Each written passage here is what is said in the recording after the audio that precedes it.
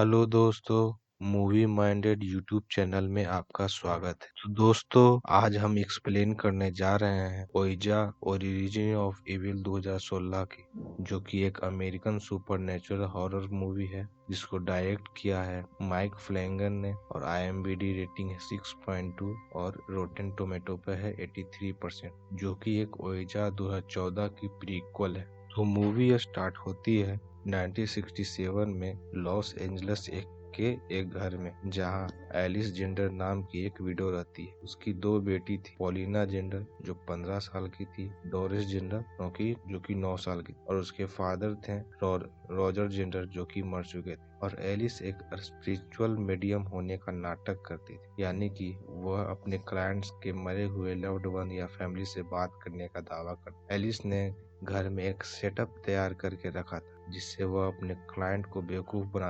बनाती थी, जिसमें उसकी दोनों बेटियां भी शामिल, जो कि स्टार्टिंग सीन में क्लाइंट के साथ दिखाया जाता। एक दिन पॉलिना अपने घर से भागकर अपने स्कूल फ्रेंड के घर जाकर पार्टी करने लगी, तो वहां ओइजा बोर्ड देखकर अपने फ्रेंड्स के साथ खेलने के लिए डिसाइड कर, और ये लोग अपने आसपास के लोग के स्पिरिट को बुलाने की कोशिश करते। इसके 3 रूल्स। पहला, नेवर प्ले एलोन, यानी कभी अकेले मत खेलना। दूसरा, नेवर प्ले ऑन ग्रेवयार्ड, यानी कभी कब्रिस्तान के आसपास या कब्रिस्तान में मत खेलना। तीसरा, ऑलवेज से गुड बाय। तो गेम के दौरान प्लेंचेट अपने आप मूव करने लगा और सभी को लगता है कि कोई मजाक कर रहा है और इसे लाइटली लेते रहते हैं। तभी उसकी फ्रेंड की माँ आ जाती है और सभी के पेरेंट्स को बुला लेती है। जब एलिस पॉलिना को लेने आती है, पॉलिना अपनी माँ को सजेस्ट करती है कि वह इस ओइजा बोर्ड को यूज करे ताकि लोगों को उनकी इस फ्रॉड वाली बिजनेस में और विश्वास, जिससे एलिस मान जाती। अगले ही दिन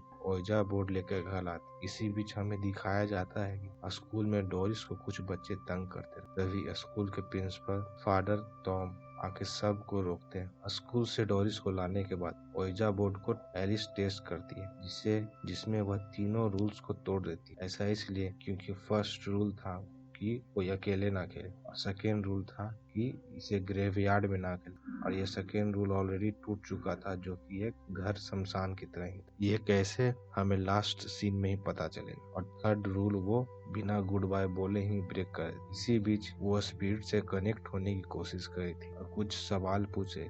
इधर दिखाया जाता है डोरिस अचानक पॉजेस हो जाती है और अपने आप एलिस का आंसर दे रही थी। जो स्पिरिट डोरिस को पॉजेस किया था उसका नाम मार्कस, और कुछ देर में डोरिस नॉर्मल हो जाती। उसी रात को दिखाया जाता है कि डोरिस ओइजा बोर्ड से खेलती है और उसी दौरान वो तीनों रूल्स को ब्रेक कर दे और वो अपने डैड रॉजर से कनेक्ट होने की कोशिश करती, जिसमें प्लेंचेट मूव करके उसे आंसर देता है और हाई फ्रेंड का मैसेज भी देता है, जिसे लगता है कि वो अपने फादर से कनेक्ट हो रही। अगले दिन फादर टॉम डोरिस की माँ और बहन को ऑफिस में बुलाकर पूछते हैं कि उसका होमवर्क करने में उसकी मदद दोनों ने तो नहीं की, क्योंकि आज डोरिस ने पूरा होमवर्क किया था। कर्सिव राइटिंग भी लिखने लगी, काफी स्ट्रेंथ। स्कूल से आने के बाद उन्हें घर पर एक नोटिस मिलता है कि घर खाली करने का, जो कि एलिस ने टैक्स वगैरह नहीं पे किया था जिसके कारण, इसलिए वह थोड़ा परेशान। इसी बीच डोरिस ओइजा बोर्ड से अपने पिता से कनेक्ट होने की कोशिश कर। यह स्पिरिट डोरिस को अपने घर के बेसमेंट में गाइड कर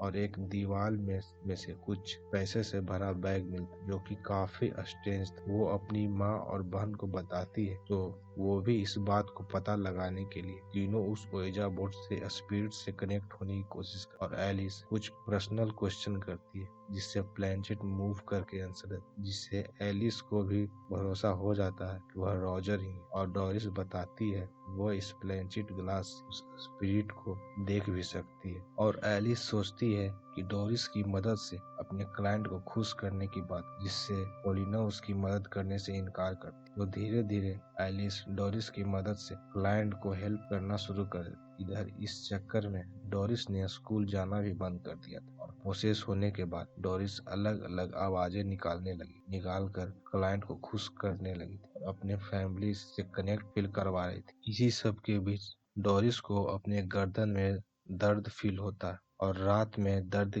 कारण नींद न आने पर वह ओइजा बोर्ड से खेलना शुरू कर। ब्लैंचेट के ग्लास से देखना शुरू कर देती और जब वो मिरर के सामने ब्लैंचेट ग्लास से देखती है तो एक ब्लैक कलर का एविल स्पिरिट उसके कंधे पर बैठा दिखता है, जिसे देखकर वह चिल्लाने लगती है। तभी वह स्पिरिट मुंह के अंदर चला जाता है, जिससे वो पोजेस हो जाती है। पोजेस होने के बाद पॉलिना के कमरे में जाकर उसके कान में कुछ फुसफुसाती है, जिससे पॉलिना को रात में डरावने सपने आते हैं। नेक्स्ट डे में दिखाया जाता है कुछ बच्चे डोरिस को तंग करने की कोशिश करते तो डोरिस उल्टा अपने पावर से, जो कि पोजेस हो चुकी थी, उससे ही चोट पहुंचा देती। उसी रात को पॉलिना का बॉयफ्रेंड माइकी उसके घर आता है, जिसे डोरिस गला घोट के मरने का एक्सपीरियंस के बारे में बता के काफी डरा देती। नेक्स्ट डे डोरिस अपनी पेज पे कुछ लिख रही। पॉलिना देखती है कि उसके पापा की दी हुई डॉल के मुंह को किसी ने स्टिच कर दिया।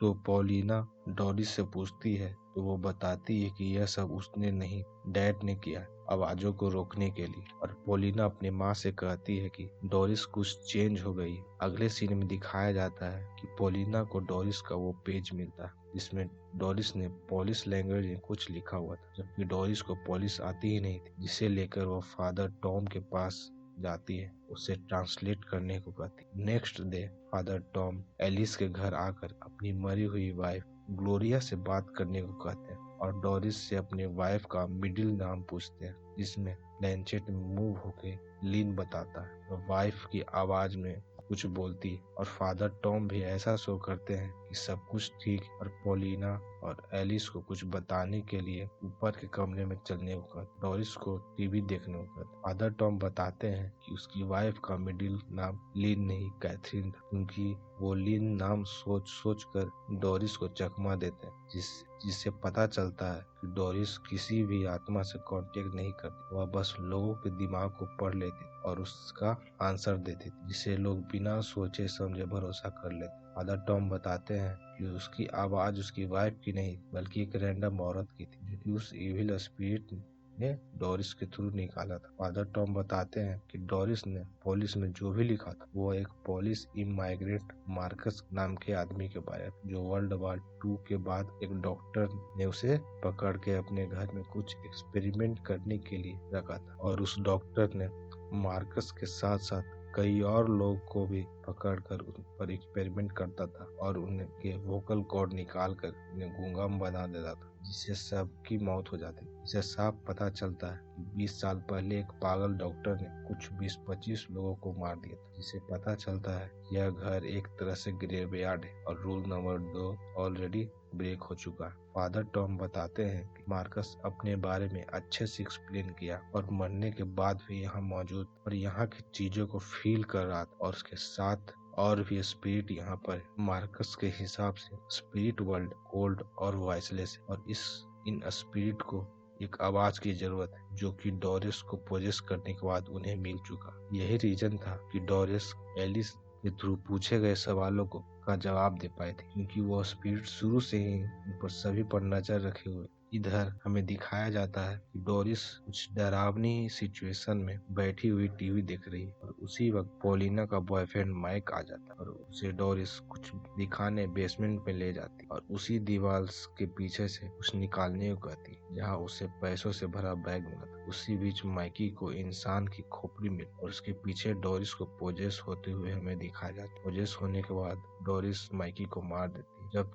तीनों नीचे आते हैं तो माइकी की लाश को लटकते हुए देखते हैं। तीनों बेसमेंट में जाते हैं और फादर टॉम को वहाँ सभी लोगों के कंकाल मिलते हैं। वे ओइजा बोर्ड को वहीं जला देते हैं। इसी बीच उस दीवार के पीछे से कुछ गाने की आवाज आती है, जो कि वह एक सीक्रेट रूम था जहाँ वो साइको डॉक्टर अपना एक्सपेरिमेंट करता था। और जब फादर टॉम वहाँ जाते हैं तो डोरिस वहाँ पोजेस मिलती है और फादर टॉम को भी पोजेस कर ले और अब फादर टॉम भी पोजेस हो चुके थे और एलिस और पॉलिना पर हमला करते हैं। और इसी बीच एलिस और पॉलिना बचकर बेसमेंट के ऊपर आ जाती है। यह स्पिरिट फादर टॉम को मार देती है और इधर वो घर के दरवाजे अपने आप लॉक हो जाने के कारण वह कहीं भाग नहीं सकते और दिखाया जाता है कि टेबल पर ओइजा बोर्ड फिर से रखा हुआ है, जिसे देखकर वह डर जाते हैं। डोरिस आकर इन दोनों पर हमला कर देती है और पॉलिना को बेहोश कर देती है और अपनी माँ को बेसमेंट वाले सीक्रेट रूम में लेके जाती। इधर डोरिस और पॉलिना के